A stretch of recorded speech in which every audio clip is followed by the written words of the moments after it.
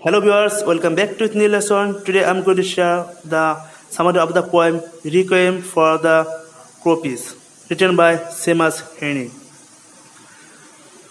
Requiem for the croppies এর theme হল Irish দেশপ্রেমিক যারা দেশের জন্য 1798 সালে ভিনেগার হিলে যারা জীবন দিয়েছেন। আর এই কবিতার একজন স্পিকার হলো একজন দেশপ্রেমিক বিদ্রোহী, যিনি 1798 সালে ভিনেগার হিলে ইংরেজদের বিরুদ্ধে যুদ্ধ করেছেন।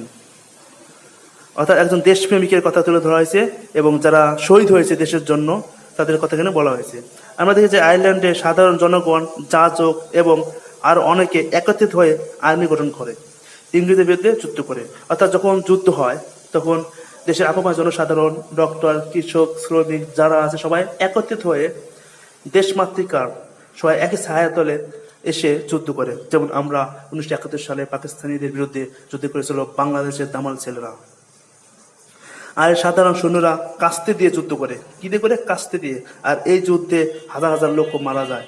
এই যুদ্ধে ইংরেজদের কাছে তারা পরাজিত হয়। তবে শহীদদের প্রতি সম্মান প্রদর্শন ও কবির দেশপ্রেম উদ্ভূত হয় এই কবিতায়।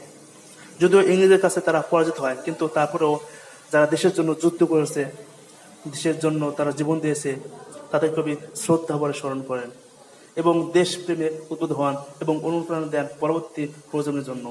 এই ছিল এই কবিতার মূল থিম।